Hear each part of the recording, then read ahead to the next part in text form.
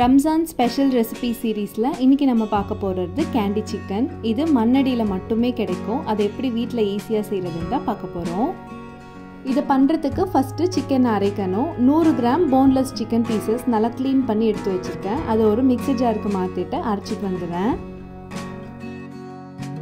First time என்னோடய video பார்க்குறவங்க மறக்காமல் சேனலை சப்ஸ்கிரைப் பண்ணிவிட்டு பக்கத்தில் இருக்க பெல் ஐக்கனையும் ப்ரெஸ் பண்ணி வச்சுக்கோங்க.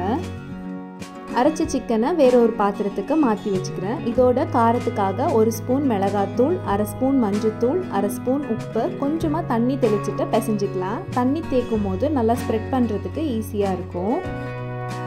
அடுத்து ப்ரெட்டை கோட் பண்ணுறதுக்கு மாவு ரெடி பண்ணணும். மிக்சிங் பவுலில் 1/2 கப் மைதா மாவு, 1 ஸ்பூன் உப்பு, 1 ஸ்பூன் காஷ்மீரி மிளகாத்தூள் சேர்த்துட்டு கொஞ்சம் கொஞ்சமாக தண்ணி ஊற்றி நல்லா திக்கான மாவு பதத்துக்கு கரைச்சி எடுத்துக்கலாம்.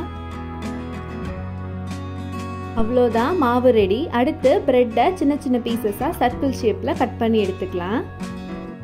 இந்த மாதிரி ஷார்ப் எட்ஜஸ் இருக்க மூடியை யூஸ் பண்ணிக்கோங்க. அப்போ தான் ப்ரெட் கட் பண்ணுறதுக்கு ரொம்ப ஈஸியாக இருக்கும்.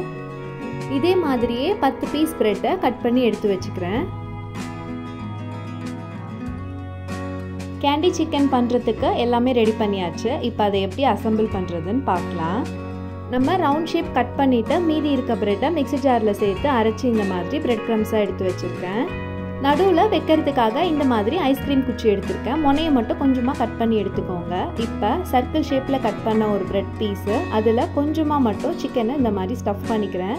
சென்டரில் மட்டும் வைங்க, ஓரத்துலலாம் வைக்காதீங்க. இப்போ இதில் நம்ம கட் பண்ணி எடுத்து வச்சுருக்க ஐஸ்கிரீம் குச்சியை இந்த மாதிரி ப்ளேஸ் பண்ணிவிட்டு அதுக்கு மேலே இன்னொரு ப்ரெட் வச்சு லேசாக அழுத்திக்கோங்க. இப்போ இந்த ப்ரெட்டை நம்ம ரெடி பண்ணி வச்சுருக்க மைதா பேட்டரில் எல்லா இடத்துலையும் படுற மாதிரி டிப் பண்ணி எடுத்துகிட்டு ப்ரெட் க்ரம்ஸில் கோட் பண்ணிட்டோம்னா முடிஞ்சுது.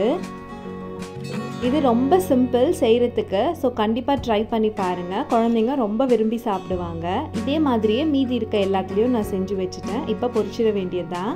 ப்ரெட்டு எப்போ பொரிக்கும் போதுமே நல்ல எண்ணெய் சூடாக இருக்கணும். அப்போ தான் எண்ணெய் நிறைய குடிக்காது. ஒருவேளை எண்ணெய் சூடாக இல்லைன்னா எண்ணெய் அப்படியே ஃபுல்லும் இழுத்துக்கும். ஸோ பார்த்து சேர்த்துக்கோங்க.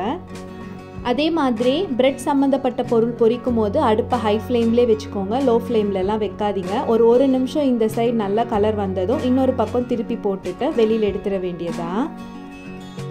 இந்த இஃப்தார் ஸ்நாக் ரெசிபி உங்கள் எல்லாருக்கும் பிடிச்சிருக்கோன்னு நினைக்கிறேன். பிடிச்சிருந்துச்சுன்னா மறக்காமல் லைக் பண்ணிவிட்டு உங்கள் ஃப்ரெண்ட்ஸ் அண்ட் ஃபேமிலியோடையும் ஷேர் பண்ணிக்கோங்க. இன்னொரு இன்ட்ரெஸ்டிங்கான ரெசிபியில் பார்க்கலாம். பாய்.